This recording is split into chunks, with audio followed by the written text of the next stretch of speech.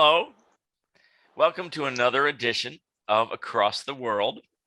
My name is Tim Jones, and I'm coming to you from the state of Washington in the United States. And I'm here with my good friend, Hamad Hassan, who is coming to you from Lahore, Pakistan, exactly 12 time zones ahead of me over in Asia. And today, we're going to talk about a very important topic to almost anyone in Pakistan or any Muslim-dominated country, and that is the very important holy period called Ramadan. Now, as an American, I'm not as well informed about this very important occasion as most people in Hamad's country. So I'm going to ask Hamad a bunch of questions to help educate people like me about what is Ramadan and why is it so important. Good evening, Hamad. How are you? Good evening, Tim. I am super fine. And how are you? I'm doing very well. Thank you very much. So tell me, let's just start out with a simple question. What is Ramadan and why is it so important? Ramazan and why it is important for Muslims. Ramazan is an Islamic month. You know that there are 12 Islamic months, and Islamic months are according to the moon date, according to the lunar cycle, Islamic calendar, what you say runs. And as we have 365 days in a year in an English calendar, we have a 10 or 20 days short in the Islamic calendar. And one of the month is Ramazan. So in the month of Ramadan, it is mandatory for every Muslim who is adult. He keeps 30 fast in 30 days. There is no break in between it. And almost in Pakistan, in summer, there is almost people have to stay hungry 14 to 15 hours in a day. So I understand that you have to fast each day throughout Ramadan. But my question is a little more fundamental. What is the meaning and importance of Ramadan? I know this is a holy month. Why is it a holy month? It is a holy month because according to our holy book, which is Quran, and according to the teachings of our holy prophet, peace be upon him, they have ordered us and ordered to make fast, to keep fast in this month. So it is, you know that as is a Muslim, he has to 5 things he has to do. First, he has to offer the prayer. Second, he has to believe in the oneness of Allah. Third, he has to pay zakat, which you can say charity. He has to pay the charity. And fourth important is he has to keep the fast. It is the fourth important. And fifth, if he has to do one time in his life, he has to perform pilgrimage by visiting to Makkah. You understand? I understand them. Yes, these five things are necessary if you are Muslim and you say yourself a Muslim. These 5 things are very much important in Islam. So the Ramazan is very much important in the lives of Muslims. So why fasting? What is supposed to be learned or accomplished by fasting? Is this to kind of show to pay homage to people who have less than you, who might be less fortunate than you? Tell me a little bit more about what I understand. The dictates say to fast, that the Quran says you should fast during Ramadan. My question is, what is the reason that it says fasting is important? Yes, the fasting brings a lot of lessons with it. While keeping the fast, you just do not have to remain hungry. It is just a smaller part of the fasting. The real meaning behind the fasting is that you have also to avoid the evils. You have to avoid. You should not lie. You should not be dishonest. You should follow the morals of your community, and you have to respect each other. And every sin you are doing in the normal days, you have to avoid them. You have to avoid abusive language. And if you keep hungry and you are not you are lying all the day and you are dishonest with others all the day, then the fasting has no purpose left behind. I So the see. main thing which the fasting brings with it is moral values in the community. I understand. Thank you. Is there a specific start and end time to the fast for all Muslims during the day? Does everyone start fasting at sunrise and stop fasting at sunset? Or how does that work as to when you start and stop the fast? Yes, fasting starts very early in the morning when the sun is just going to rise. I think so. 30 minutes before the sunrise, you have to stop yourself from eating. At the end of the day, when the sun, what you say, when the Sunsets. sun sets, you are allowed to open the fast. And So, yeah. one important message which I skipped, that the uh, when we when we remain hungry all the day, it also realizes us that what the poor will be when he has nothing to eat. What you say, it realizes us about the people who are not able to who are not able to eat because they have no money. So it also establishes harmony in the community. So it's sort of acknowledging and honoring the fact that we have so much and there's others that have so little. So this is Yes. a way, in part, to honor Yes. the people who are less advantaged. Okay. Um, Yes. how strict are the rules about fasting in Ramadan? For example, can you consume water? Can you have anything at all during the fasting period? Or is it an absolute complete fast? Yes, it is an absolute complete fast. You are not allowed to eat anything or drink anything. Only there is the exceptions, that if you are if you are not healthy, you are ill, then you are allowed to leave the fast. And or if you are in the travel, then you are allowed that you should not fast. And especially when the woman is pregnant in those days, also she can skip the fast. So Okay. the person who has to keep the fast, the rules are very strict, that he cannot drink or eat anything all the day. How about children? Does it apply to young children? No, no, as it is only mandatory for adults. Okay. Okay. I have a question. Um, can a non-Muslim eat in the presence of a Muslim during Ramadan? So let's say you and I'm a non-Muslim. Let's say you and I were spending the day together. Would it be considered rude or offensive if I were to eat in your presence during the fasting period?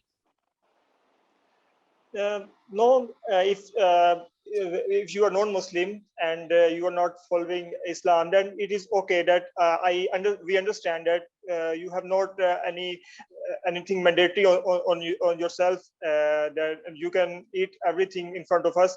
But in our community, it is said that if you are not fasting, then you should avoid to eat in front of the people who are fasting, because it also comes in the morality, that you should not eat something in the front of some hungry person. So I should not have a McDonald's Happy Meal in front of you during fasting period. And I commit to you, I would never do that.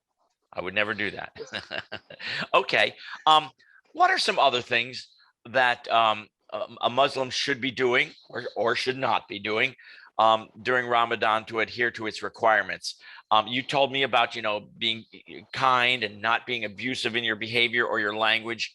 Are there any other sort of traditions that take place during the month of Ramadan? Most important thing, which people go to the mosque for the prayers, and especially at the night, they spend 1 to 2 hours in the mosque, and they have to perform prayer in the mosque. Uh, yes, it is very much important at the end of the day. Okay. Are there any penalties in the Muslim faith for someone who, for whatever reason, an adult decides to break fast or just doesn't participate in it at all. It's just, I'm not going to fast. I'm hungry.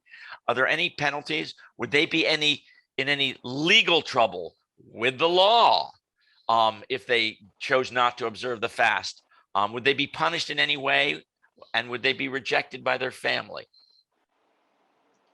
No, if you are not keeping fast and you are you are doing something against the rules of Islam, then in the case of fasting, there is not any rule or any law in this existing world that you will be given a plenty. But it is believed that after this world, you will be punished by God. Okay, I got you. Okay. I came across a word EID. I don't know how you pronounced it. Tell me how you pronounce the word EID and what is its Eid and what is its significance as it relates to Ramadan? Yes, after 30 days, when the Ramazan ends, then there 3 days 3 days come where people have celebrations at the end of the Ramazan, that they are humble to Allah Almighty, that all the 30 days we have kept a fast and we perform our religious duties, and now we have some days to celebrate that we did good these days. And there come 3 days after Ramazan, which we call Eid, and there are people visit to their relatives, and there are meals, heavy meals, and celebration, you can say. Okay. And when did Ramadan start and when does it finish this year? Ramazan, as I said, that it is according to the lunar calendar. You know the lunar calendar, according to the moon. Yeah. So where are you in the Ramadan period right now? How many more days are left? Yes, today was our fifth Ramadan. Fifth and day. After this, we have 25 more days. Oh, wow. Now, interestingly, in the Catholic tradition, there's something a little bit like the fasting tradition in Islam. Are you familiar with this period called Lent? Lent. Have you ever heard of that in the Catholic faith? No. Okay. I will be happy if you will tell me. And I'm not an expert at this because I am not Catholic, but Catholicism is one of the forms of Christianity. Just like there's different branches of Islam, there are different branches of Christianity. And Catholicism honors the death and resurrection of Jesus, who is considered to be the savior of Christians. And leading up to Easter, there is, I think it's a 2-week period called Lent. And during Lent, people who are Catholics are supposed to sacrifice something that gives them pleasure, gives them happiness. And they get to decide what it is. It could be, I'm not going to drink any alcohol, or it could be, I'm going to give up certain types of food, or it's some form of sacrifice that the individual chooses themselves that would present some hardship to them during this 2-week period of Lent.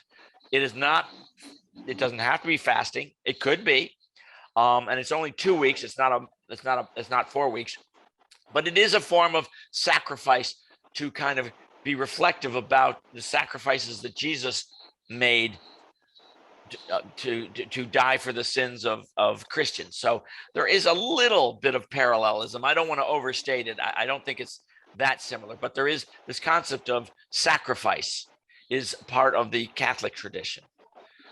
So there you go. Is there anything else you would like to tell me about Ramadan for someone like me who doesn't know about it very well? Is there any other part of the tradition that you think someone from America might find interesting? Yes, one more fact, that in Ramazan, people spend money in the charity. According to the Islam, if you are Muslim, then you have to pay 2.5% of your total wealth, annual wealth, what you can say. But you have, if you have something in your bank, which is there is a specific amount. If you have in your bank account, then at the end of the year, 2.5% of that you have to give in the charity. This is also mandatory for the Muslim. That's a Yes. significant amount. Now, so people are planning ahead and saving throughout the year, knowing that they have to donate this, and can they choose where they donate this money, or is there a specific cause that they, do they have to donate it to their mosque, or can they donate it to whatever charity they want? Yes, there are different NGOs and different organizations working which spend on the people who really deserve that money. Okay, I did not know that. That's very interesting. Well, the more I learn, what I like, what I'm hearing is the importance of charity and kindness and compassion.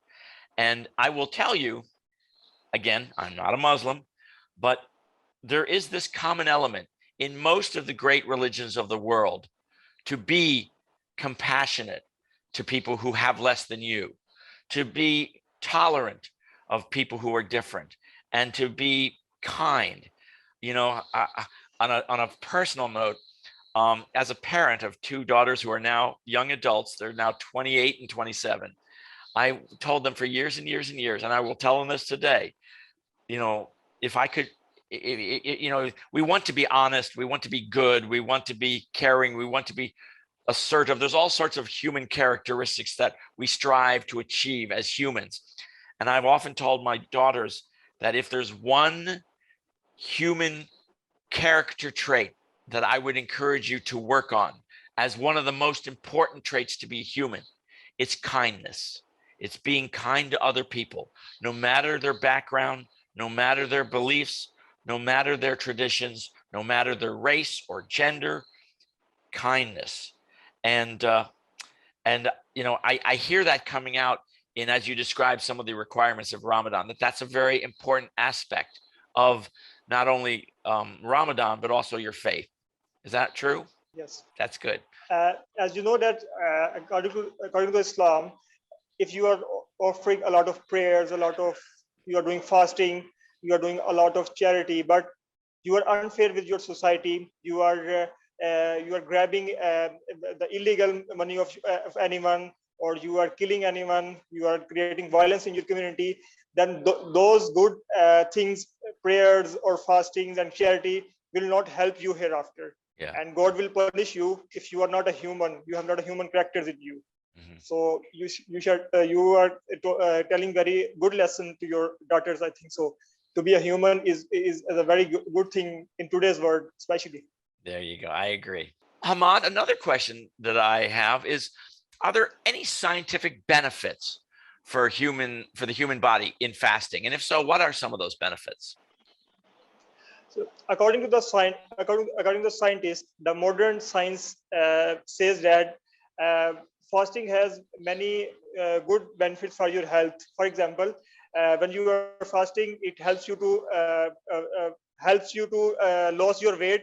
It helps you to get control on your sugar levels, and it prevents some heart diseases and diseases like cancer and some other diseases. So overall, the fasting is very, very good for your health.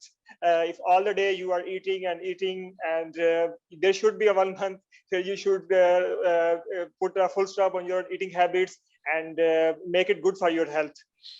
Very good. Interesting. Well, thank you very much, Hamad. That wraps up this episode of Across the World. And I hope for many people like myself who were not as familiar with the details of Ramadan, that this was a helpful educational session. Thank you very much, and we'll talk to you soon. Bye now. Bye.